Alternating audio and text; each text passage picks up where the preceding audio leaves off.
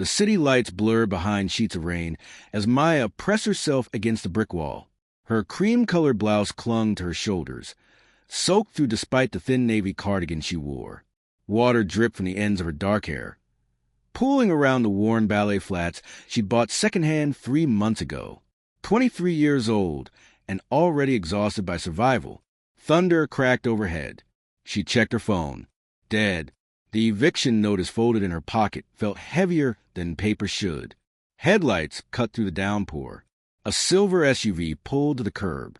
The window lowered, revealing a man in his late 30s. Sharp features. Gray suit jacket draped over the passenger seat. White dress shirt with the sleeves rolled to his forearms.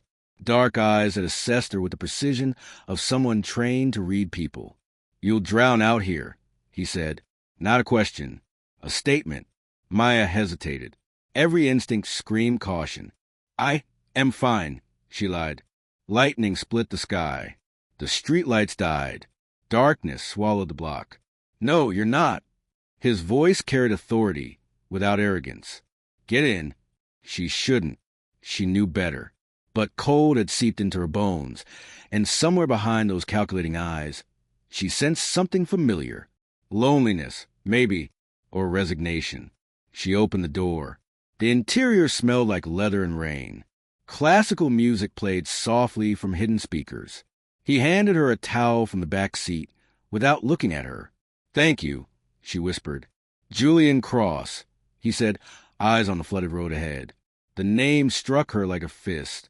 District Court Judge Julian Cross. The man who'd sent her father to prison 4 years ago. The man whose verdict had shattered her family into pieces too small to gather. Her breath caught. He glanced at her. "You recognize the name." It wasn't a question. Maya's fingers tightened on the towel. Rain hammered the roof. She could lie. She could pretend. But something about the enclosed space, the storm, the strange intimacy of strangers, made honesty feel inevitable. "You convicted Marcus Hayes," she said quietly. "Embezzlement. 7 years. Julian's jaw tightened. His hands gripped the steering wheel harder. "He was your father."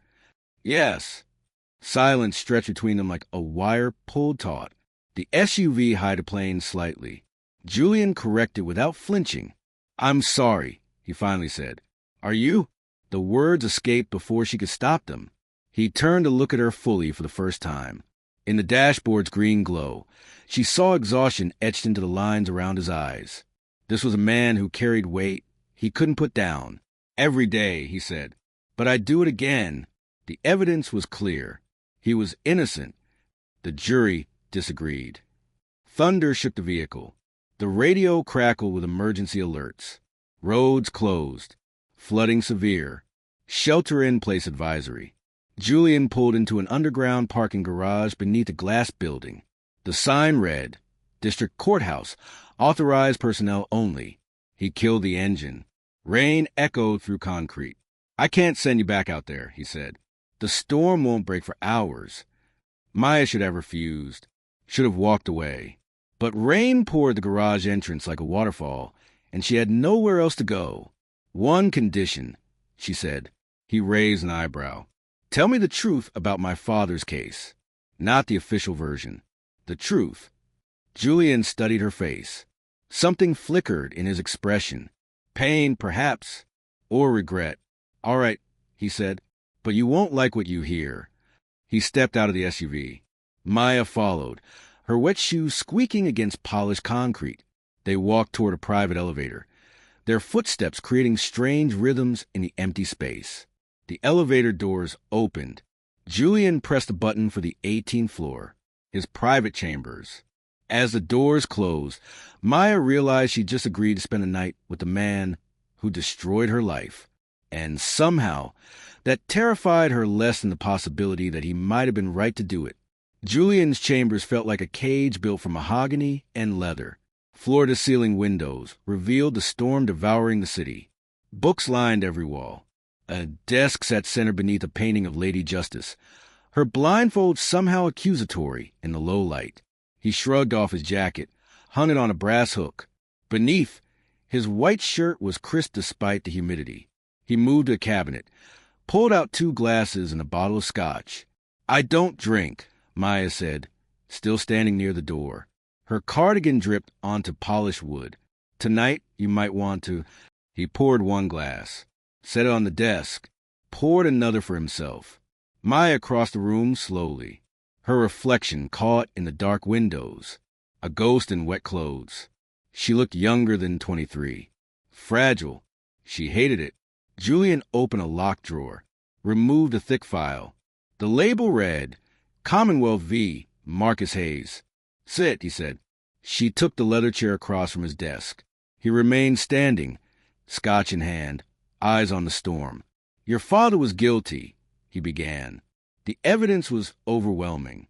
Bank transfers, forged signatures, $3 million moved through shell companies he created. He wouldn't let me finish. His voice cut clean. But he wasn't working alone. Maya's breath stopped. Julian turned to face her. "Your father took the fall for someone else. Someone with enough power to make him believe he had no choice." "Who?" "Senator Richard Brennan." The name detonated in Maya's chest. Her father's former business partner. The man who delivered the eulogy at her mother's funeral. Who'd promised to take care of them. "You're lying." "I wish I were." Julian opened the file, spread documents across the desk. "I found the connection 3 months after the trial. Communications. Offshore accounts in Brennan's name. Your father was a scapegoat." Maya stared at the evidence. Her hands trembled. "Then why didn't you reopen the case?" Julian's expression darkened. He drained his scotch in 1 swallow. "I tried. I filed motions. Contacted the Attorney General. And then my daughter was in a car accident." The words hung like smoke. "What?" Maya whispered. She was 12. Someone ran her off the road. She survived, barely. Broken spine. Months of surgery. His voice remained steady, but his knuckles whitened around the empty glass. "The next day, I received a message. 1 sentence. Judges should worry about their families, not old cases." Horror bloomed cold in Maya's stomach. "I had a choice," Julian continued. "Destroy a senator and risk my daughter's life. Or bury the truth and live with it. You chose her. Every time." He met Maya's eyes. "I'd make the same choice again. And I'd hate myself just as much." Maya stood abruptly. The chair scraped against wood. "My father is rotting in prison for a crime someone else orchestrated. And you just stopped." "I didn't stop." Julian moved around the desk, close enough that she could see the silver threading through his dark hair. "I've been building a case against Brennan for 4 years. Carefully, quietly. But I need something the original investigation missed. Proof that links him directly to the embezzlement. And you think I can help you?" "Your father kept a second set of books. Personal records. He mentioned them once during interrogation, then recanted. I think he was protecting you." Maya's mind raced. Her father's study. The hidden compartment in his desk. The notebooks he'd insisted were just work journals. She'd burned them after the conviction. Grief and rage had made her reckless. Or had she? "I might know where they are," she said slowly. Julian stepped closer. "If we can prove Brennan's involvement, I can get your father a new trial. Exoneration. Freedom. And Brennan goes to prison instead." "Yes." Lightning flashed. For a moment, Julian's face was illuminated in stark white. She saw the cost of his choices carved into every line. This man had sacrificed justice for love, and it had broken something vital inside him. "Why tell me this now?" Maya asked, "Why not years ago?" "Because Brennan is running for governor. If he wins, he becomes untouchable. We have 3 weeks before the election." Julian's voice dropped. "And because I saw you in that rain tonight and realized fate doesn't give second chances. It gives impossible choices." Maya's pulse thundered. "What do you need from me?" "Access to your father's personal effects. Anything he left behind. And your trust, which I haven't earned and don't deserve." She should refuse. Should walk away from this man and his dangerous games. But her father's face flashed in her memory. The way he'd looked at her through prison glass. Broken, apologetic, Resigned. I'll help you, she said, on one condition. Julian nodded. Name it. When this is over, if we succeed, you resign from the bench. His jaw clenched. Why? Because a man who hides a truth to protect himself doesn't deserve to judge others. Her voice was steel. You want redemption? It costs everything. Silence stretched between them. Outside, the storm began to ease. Somewhere in the building, emergency lights hummed. Finally, Julian extended his hand. Deal. Maya shook it. His grip was firm, warm. The touch lasted a second too long. When she pulled away, she saw something new in his eyes. Not just regret, recognition. They were both prisoners of choices they couldn't undo. There's something else you should know, Julian said quietly. Maya braced herself. Brennan knows I've been investigating, and if he finds out you're helping me, he'll come for you the same way he came for my daughter. Then we'd better move fast. Julian almost smiled. Almost. Tomorrow, he said, meet me at the old courthouse annex. Bring whatever you can find.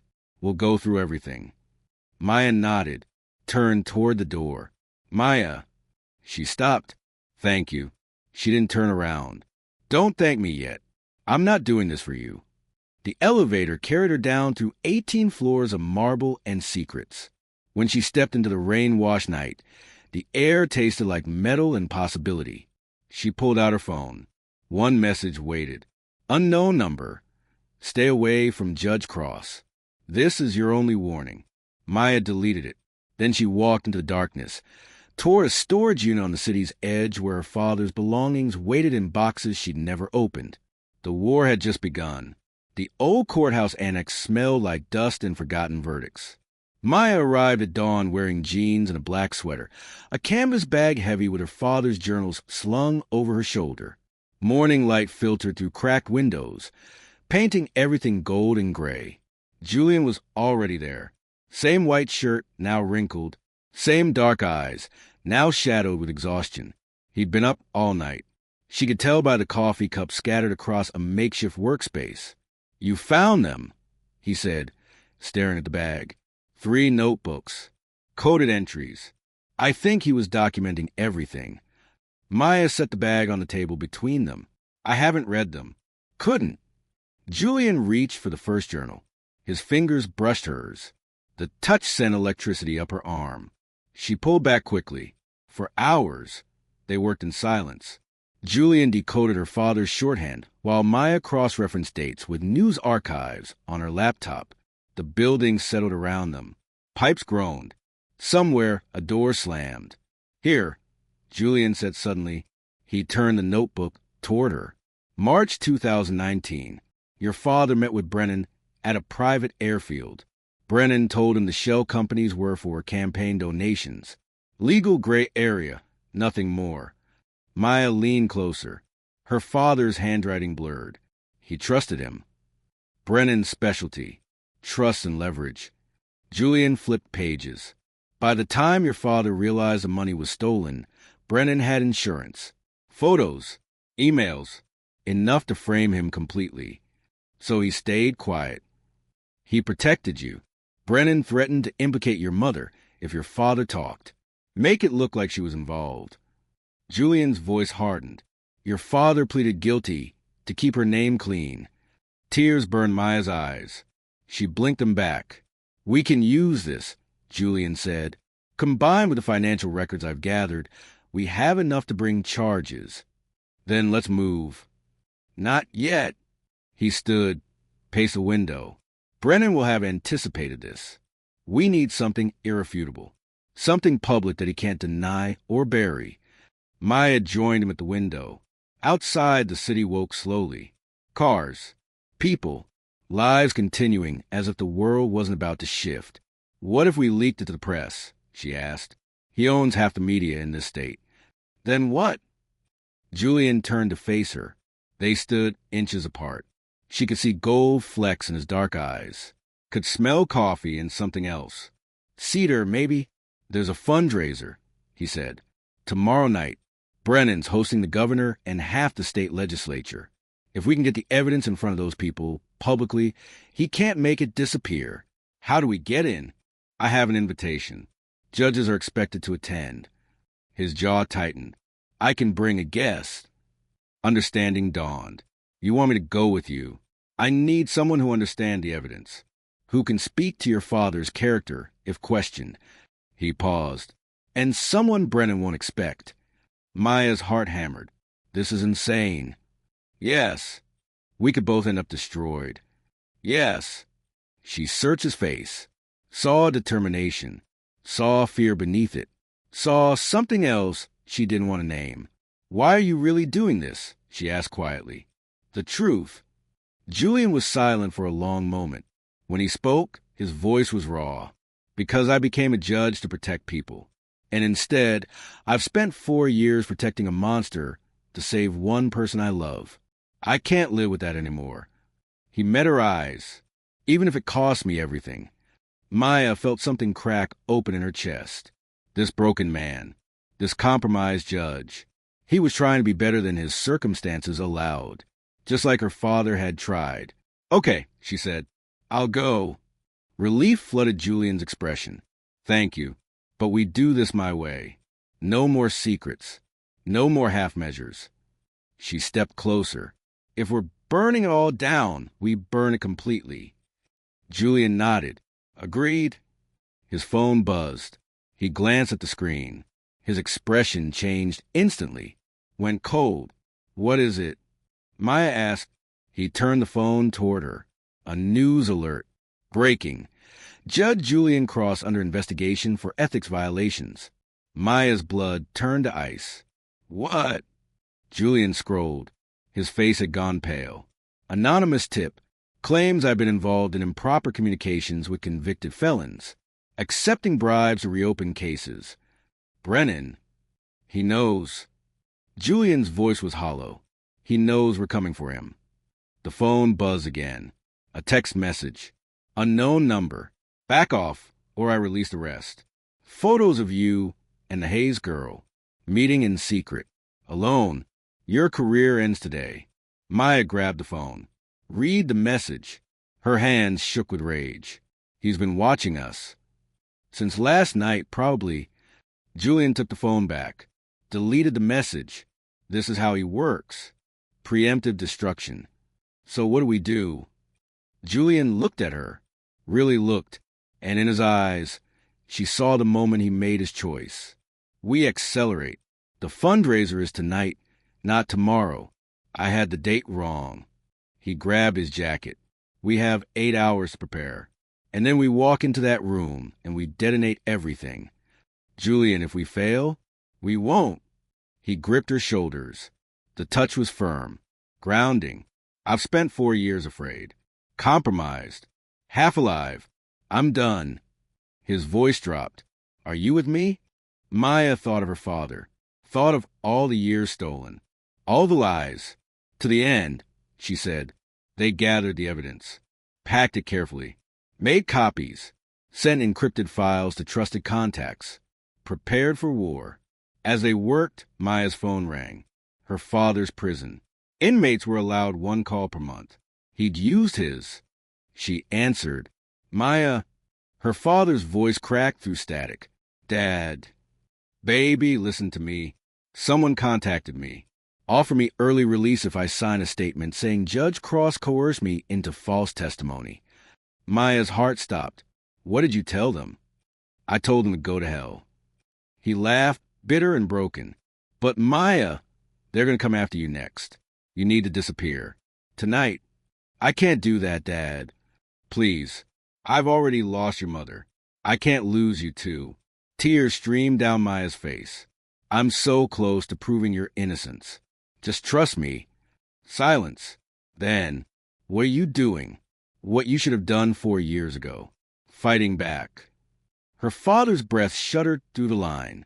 Be careful. Brennan destroys everything he touches. I know. I love you. I love you too, baby. The line went dead. Julian stood watching her. Your father? Brennan tried to buy him off. And he refused. Maya wiped her eyes, straightened her spine. We're really doing this. Yes. Julian checked his watch. Go home. Rest. I'll pick you up at 7. Maya nodded, started toward the door, then stopped. Julian, yes. If this goes wrong and only one of us makes it out, make sure my father goes free. His expression softened. Maya, promise me. He crossed the room, stood before her, lifted his hand slowly, giving her time to pull away. When she didn't, he touched her cheek. The gesture was gentle, heartbreaking. I promise, he whispered. Then he dropped his hand and stepped back. Professional distance restored. Maya left without looking back. She had 8 hours to prepare for the performance of her life, and the chance that she might not survive it. Maya stood before her bathroom mirror in a dress she'd borrowed from a former co-worker. Deep emerald silk that caught the light. Simple, elegant, armor disguised as fashion. She'd pinned her dark hair up, revealing the curve of her neck. Applied minimal makeup. She looked older, dangerous, a stranger. The doorbell rang at 7 exactly. Julian stood in the hallway wearing a charcoal suit with a black tie. His hair was swept back. His expression was controlled, but his eyes betrayed him. When he saw her, something flickered. Appreciation, fear, want. You look, he stopped, cleared his throat. Ready? No. She grabbed her clutch. But let's go anyway. The drive was silent. Classical music again. Brahms, maybe. Maya's hands twisted in her lap. Julian noticed. We can still turn back, he said quietly. Can we? He didn't answer. The Brennan estate sprawled across 10 acres of manicured perfection. Fountains, marble statues, lights strung through ancient oak trees. Valets in white jackets opened car doors for arriving guests. Men in tuxedos. Women in gowns that cost more than Maya's yearly rent. Julian handed his keys to a valet, offered Maya's arm. She took it, felt the tension in his muscles. They walked through towering doors into a ballroom that belonged in a palace. Crystal chandeliers, live orchestra, champagne towers, power condensed into smiles and handshakes. Senator Richard Brennan held court at the room's center. Silver-haired, charismatic, 60 years old and handsome in the way politicians engineer. He wore a navy tuxedo. When he laughed, the room laughed with him. Maya's stomach turned. There, Julian murmured. He guided her toward the bar. Ordered 2 glasses of champagne. Neither would drink. We wait for the toast. He always makes a speech. When he does, I'll approach the podium. You'll have 30 seconds to upload the evidence to the display screens. Maya's phone felt heavy in her clutch. The files were ready. 1 click, and if security stops us, then we fight. Julian's voice was steel. No matter what happens, that evidence goes public tonight. A hand clapped Julian's shoulder. They turned. Brennan stood smiling. Up close, his eyes were cold. Calculating. Judge Cross. What a pleasant surprise. His gaze slid to Maya. Lingered. And who is this lovely young woman?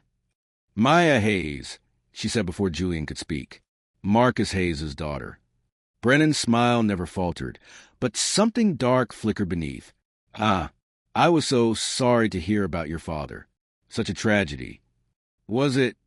Maya's voice was honey over razors. Maya. Julian's warning tone. Brennan laughed. Spirit, I like that. He leaned closer, whispered so only they could hear. But you should know, Judge Cross, that young women who involve themselves in dangerous games often get hurt. Wouldn't you agree? Julian's jaw clenched. Is that a threat, Senator? A observation. Brennan straightened, raised his voice. Enjoy the evening, both of you. He walked away. Maya's hand shook. He knows exactly why we're here, she said. Doesn't matter. We proceed. 20 minutes later, Brennan approached the podium. Crystal chimed against crystal as he called for attention. The room quieted. Friends, colleagues, supporters, Brennan began. His voice carried warmth, authority. Tonight, we celebrate not just a campaign, but a vision for our state's future. Julian touched Maya's arm, nodded. This was it. Maya moved toward the tech booth near the east wall. Casual, unhurried, her heart hammered against her ribs. She smiled at a passing waiter, kept walking. The booth was unmanned. Security focused on the crowd. She slipped behind the equipment panel, found the input port, connected her phone. 15 seconds. On stage, Brennan continued. We stand at a crossroads between integrity and corruption. Maya's fingers flew across her screen, located the files, started the upload. 10 seconds. Between truth and deception. Upload at 60%. 5 seconds. Between justice and... The lights died. Emergency lighting kicked in, bathing everything in red. The orchestra stopped mid-note. Gasps rippled through the crowd. Maya's phone screen went black. No. Footsteps behind her. She turned. 2 men in suits. Not security. Private contractors. One grabbed her arm. Hard. Ms. Hayes, come with us. Let go of me. The second man reached for her phone. Maya twisted. Kicked. Her heel connected with his knee. He cursed. Grabbed her hair. Then Julian was there. He slammed into the first man with control violence. Lawyer's precision channeled into fighter's instinct. The man released Maya. Staggered back. Run. Julian shouted. But Maya saw the second man pull something from his jacket. Small. Black. A gun. Time fractured. She screamed. Julian. He turned. Saw the weapon. Moved toward her instead of away. The shot was impossibly loud. Julian stumbled. His hand went to his shoulder. Blood spread across white shirt beneath his jacket. Dark. Wet. Maya caught him as he fell. No, no, no. She pressed her hands to the wound. Blood poured between her fingers. Julian, stay with me. His eyes found hers. Focused despite pain. The phone. Did it upload? I don't know, Maya.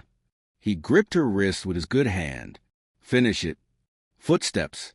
Security. Real security this time. The shooters melted into shadows. Brennan appeared at the edge of the chaos. Their eyes met across the room. He smiled. Then the emergency lights blazed full. The screens flickered. Came alive. Every screen in the ballroom. Financial records. Bank transfers. Communications. Her father's journals. All of it displayed in crystal clarity. The upload had completed before the blackout. Gasps. Shouts. Phones raised. Recording. Broadcasting. Maya looked down at Julian. He was smiling through pain. You did it, he whispered. Sirens wailed in the distance. Growing closer. Brennan stood frozen at the podium. Cameras swiveled toward him. Phones captured everything. His perfect facade cracked. Crumbled. Senator Brennan. A reporter pushed forward. Can you explain these documents? This is a fabrication. A political attack. These are bank records with your signature. Chaos erupted. Guests scattered. Police poured through the doors. Maya held Julian against her chest. His blood soaked her emerald dress. Her hands. Her skin. Ambulance is coming, she whispered. Hold on. Maya. His voice was fading. Your father. I kept my promise. Tears streamed down her face. You're not dying. You don't get to be noble and die. He touched her face. Left blood on her cheek. Tell me it was worth it. She pressed her forehead to his. It was worth everything. Paramedics arrived. Pried her away. Loaded Julian onto a stretcher. She tried to follow, but hands held her back. Ma'am, you need to stay for questioning. No, I need to. Maya Hayes? A detective approached. Kind eyes. Tired face. I'm Detective Morrison. We have a lot to talk about. She watched the ambulance doors close. Watched them take Julian away. Blood on her hands. Blood on her dress. Around her, Brennan's world collapsed. Handcuffs. Reading of rights. Cameras everywhere. Her phone buzzed. A text from an unknown number. Your father's case is being reviewed for immediate appeal. Thank you for your service to justice. Attorney General's office. Maya sank to the floor, dress pooling around her. Blood and silk and victory. She'd done it. They'd done it, but as they led Brennan away in handcuffs, as the senator's empire burned dash around her, Maya could only think of Julian, bleeding in an ambulance, alone, because of her. Detective Morrison crouched beside her. You need medical attention. I need to know if he's going to live. Who? Judge Cross. She nodded. They're taking him to Memorial, best trauma center in the state. He helped her stand. Come on, I'll drive you. We can talk on the way.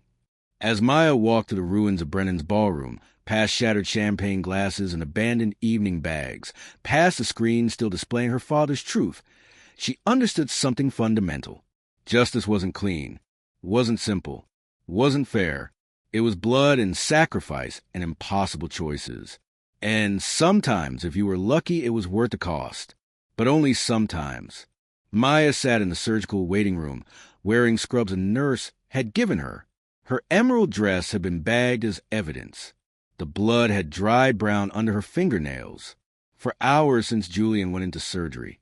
For hours of fluorescent lights and coffee that tasted like regret. Detective Morrison had questioned her gently, recorded everything. The journals, the investigation, the threats. By dawn, her statement was filed. Brennan was officially charged with embezzlement, conspiracy, and obstruction of justice. Her father's appeal was fast-tracked. She'd won. So why did victory taste like ash? Family of Julian Cross? A surgeon appeared in blue scrubs. Exhausted, grim. Maya stood. I'm not family, but I'm all he has here. The surgeon studied her, saw the truth in her eyes. The bullet missed major arteries. He's stable. Lucky. A pause. He'll recover fully. Physically. Can I see him? He's asked for you. Room 412. Maya's legs barely carried her down the corridor. White walls. Antiseptic smell. The beeping of machines keeping people alive. Julian's room was dim. He lay in a hospital bed, pale against white sheets. Bandages covered his shoulder. IVs snaked from his arm. But his eyes were open. Clear. You're awake, Maya whispered. Painkillers are excellent. His voice was rough. How's Brennan? Destroyed. Arrested. Every network is running the story. Julian closed his eyes. Good. Maya approached the bed slowly. Sat in the chair beside him. Your daughter called. The hospital contacted her as emergency contact. She's flying in tomorrow. Something soft crossed his face. How did she sound? Relieved. Furious you didn't tell her what you were doing. Proud. Maya swallowed. She sounds like she loves you very much. I don't deserve it. No. Maya reached for his hand, laced her fingers through his. But you're going to spend the rest of your life earning it anyway. Julian looked at their joined hands. And what about you? What about me? You could have walked away a dozen times. Could have let me burn alone. His thumb brushed her knuckles. Why didn't you? Maya was quiet for a long time. Outside, dawn painted the sky in shades of pink and gold. A new day, a new beginning. Because you gave me back my father, she finally said. Because you chose the right thing when it cost you everything. And because... She stopped, couldn't finish. Julian squeezed her hand. Because somewhere in that courthouse annex, covered in dust and old verdicts, I stopped hating you. And I don't know what that means, but it's true. Silence stretched between them. Not empty. Full of possibility. I'm resigning, Julian said quietly. From the bench. Today. Maya nodded. Good. I'll probably be disbarred. The ethics investigation. We'll find that you acted with integrity when it mattered most. She leaned closer. You'll survive this. We both will. And then what? Maya smiled. Small. Tentative. Then you buy me dinner. Somewhere with terrible coffee and good conversation. And we figure out who we are when we're not fighting monsters. That sounds. The door opened. A nurse entered with medication. The moment fractured. Sorry to interrupt. Mr. Cross needs rest. Maya stood, released his hand slowly. I should go. Maya. Julian's voice stopped her at the door. Thank you for everything. She looked back. This man who'd sent her father to prison, who'd carried guilt like stones, who'd bled for truth. Thank you for being worth saving. She left before he could respond.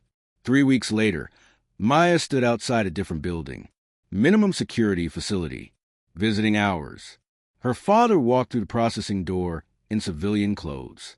Free. Exonerated. 52 years old and broken in new ways, but alive. Maya. He crushed her in an embrace. Shook with sobs. My girl. My beautiful girl. Welcome home, Dad. They cried together in the parking lot. Made plans. Spoke of the future tentatively. Like a language they'd forgotten. Where are you staying? Maya asked. Halfway house for now. Until I figure things out. He cupped her face.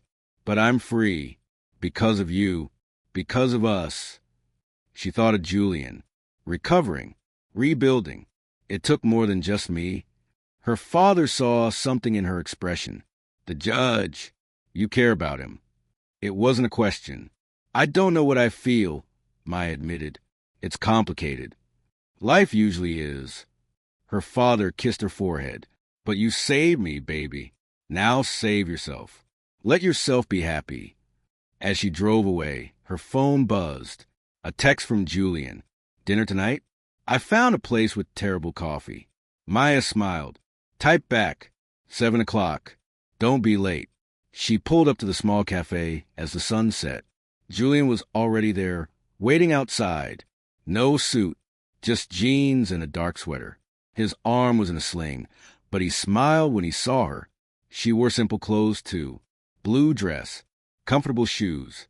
No armor, no pretense. Just herself. You came, he said. I promise. They went inside, ordered coffee that was, indeed, terrible, sat across from each other in a booth by the window. How's your father? Julian asked. Adjusting. Hopeful. Maya wrapped her hands around her cup. How's your daughter? Angry. Relieved. We're talking. Really talking for the first time in years. His expression softened. She wants to meet you. Why? Because I told her you're the reason I'm still alive. And the reason I finally did the right thing. Maya looked down. You would have done it eventually. No. Julian reached across the table. Took her hand. I wouldn't have. I was drowning. You saved me. Their fingers intertwined. The touch felt different now. Not desperate. Not dangerous. Just honest. So what happens now? Maya asked. Now we heal. We rebuild. Julian smiled. We figure out if two broken people can make something whole. That's a terrible romantic comedy premise. He laughed. Then it's good we're not in a romantic comedy. Were we in... Julian considered. A second chance. Maybe the only one we get. Outside, the city moved on. Lights flickered to life. People passed by, living their small dramas and private wars. Inside, Maya and Julian sat in comfortable silence, drinking terrible coffee, planning uncertain futures. Senator Brennan was convicted 6 months later. 15 years. No parole. Julian's ethics investigation concluded with a reprimand and mandatory retirement. No disvermin. His sacrifice had been noted, respected. Maya enrolled in law school, used her father's story to fuel her passion for justice reform. Julian took a job teaching at that same school, ethics and criminal law. They saw each other in hallways, at faculty events, in coffee shops. Sometimes they had dinner. Sometimes they talked until dawn. They never labeled what they were, never tried to define the space between gratitude and affection, between shared trauma and genuine connection. But on quiet nights, when the past felt heavy and the future uncertain, they found each other, and that was enough. 1 year to the day after the storm, Maya stood in her father's new apartment. Small, clean, home. He was cooking dinner. Humming. You seem happy, she said. I am. He looked at her. Are you? Maya thought of Julian, of late-night conversations and careful touches, of building something new from the ruins of what came before. I'm getting there. Her phone buzzed. Julian, Meet me at the old courthouse annex. I have something to show you." She smiled. "I have to go, Dad." "The judge." "Yeah, bring him by sometime.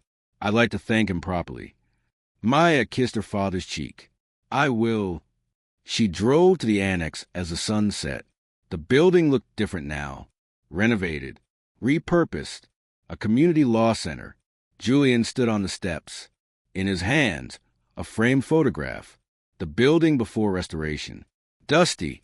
Abandoned. Where they'd planned their war. "I thought you should have this," he said. "To remember." Maya took the frame. Studied the image. "Why would I want to remember?" "Because it's where we became who we are now." She looked up at him. This man who'd been her enemy. Her ally. Her something. "And who are we now?" Julian smiled. "Tender. True. Survivors. Friends. Maybe more if you'll let us try." Maya set the frame down. Stepped closer. "I think I'd like to try." He cupped her face gently. Gave her time to pull away. She didn't. When he kissed her, it tasted like forgiveness. Like hope. Like every impossible thing they'd survived to get to this moment. When they pulled apart, the city glowed behind them. Lights and life and second chances. "Thank you," Julian whispered, "for not giving up on me." Maya smiled. "Thank you for being worth it." They stood together as darkness fell. Two broken people who'd found wholeness in the space between justice and mercy. Who'd learned that sometimes the right thing costs everything. And sometimes, if you're brave enough to pay the price, it gives you back more than you lost. The storm had passed, but what they'd built in its wake would last forever. The end.